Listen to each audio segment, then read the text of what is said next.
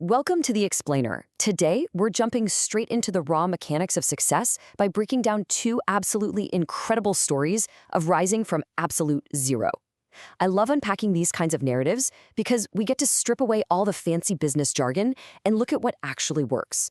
We're going to follow two totally different individuals facing massive, seemingly impossible mountains to climb, and we'll decode the exact steps they took to build their empires from literally nothing. But before we get into the details, I want you to think about this for a second. Are your dreams measured by the money currently sitting in your pocket or by the vision in your heart? Keep that in the back of your mind as we go through this explainer today, because we're looking at what it actually takes to rewrite your destiny against all odds.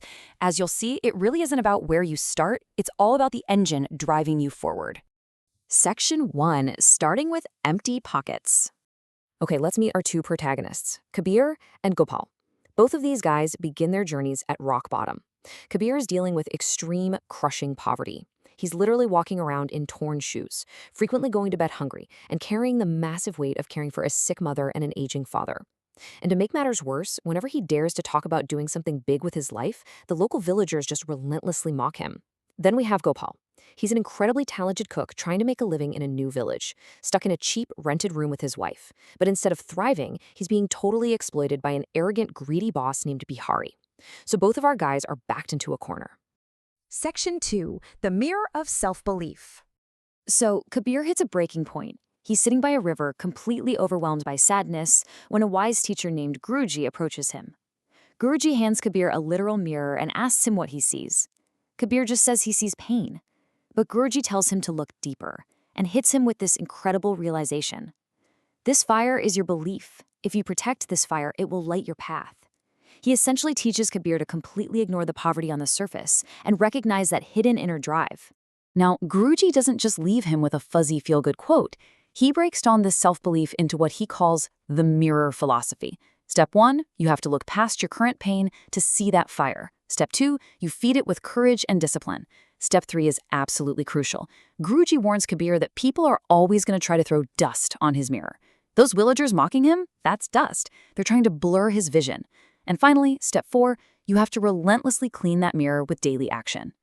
And Kabir doesn't waste any time applying this. He doesn't just magically leap to success overnight. It's a grind. He starts at the very bottom, washing glasses at a tea shop just to survive. Then, on weekends, he helps out a local mechanic to pick up technical skills. He starts sacrificing sleep and meals just to study, which eventually lets him open a small mobile repair corner. He saves every single rupee he makes, reinvests it into a tiny electronics shop, and eventually, boom, he launches his very own brand of mobile accessories. By constantly cleaning his mirror, he actually managed to retire his farming father and pay for all of his mother's medicine. Section 3, integrity and providing value. All right, so Kabir showed us how to build that internal fire. Now let's switch gears to Gopal, who perfectly demonstrates how to completely disrupt a market. We've got two entirely different business models here. First is Bihari's Dhaba. Bihari is just pure greed. He's charging a crazy 200 rupees for a plate of mutton, the food quality is terrible, and the guy is so arrogant he literally yells at a hungry old man. Gopal finally gets sick of being underpaid and mistreated, so he opens his own spot. His strategy? He drops the price to 100 rupees a plate, literally half the price. He treats everyone with humble respect, and his cooking is absolute magic. It's a total masterclass in providing massive value. But look, providing that kind of value takes serious courage. To break free from Bihari and open his own dhaba, Gopal had to take a terrifying financial risk. He took out a loan of 1 lakh rupees, that's 100,000 rupees, with a brutal 15,000 rupee interest rate, and it was due in just 1 month. Talk about skin in the game, right? He basically bet his entire life on his ability to outvalue his old boss. And guess what? The market goes wild for it. True value always wins out in the end. Gopal's amazing food and super fair pricing mean his pots are completely empty by the evening. The whole village just flocks to him. Meanwhile, Bihari's overpriced, low-quality spot is sitting there like a ghost town. Gopal proves that if you actually respect your customers and give them an undeniable deal, they will absolutely reward you for it. Section 4, overcoming the naysayers. But remember what Guruji warned Kabir about? When you start winning, people are going to try to throw dust on your mirror. Bihari quickly realizes he can't compete fairly, so he plays dirty. He uses a shady connection to call in Gopal's massive loan early, demanding the whole thing back in just 2 days. Gopal has to completely drain his savings to pay it off, leaving him broke with the closed jobba. It looks like it's all over. But then an amazing twist. His older brother shows up. And because Gopal had supported his brother's education in the past, that brother is now a newly minted 3-star police officer.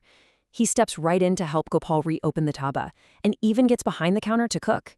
It's honestly incredible how poetic the justice is for both of our antagonists here.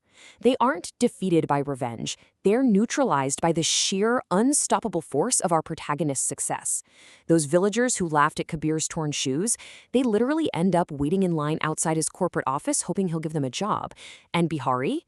He struts over to bully Gopal at the newly reopened dhaba, takes one look at Gopal's imposing 3-star police officer brother, and completely runs for the hills. He never bothers Gopal again.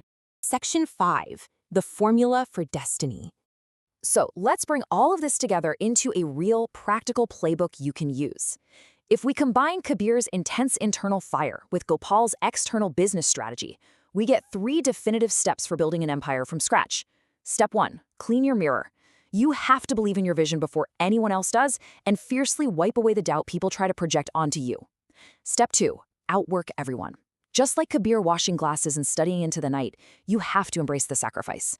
And step 3, serve with integrity.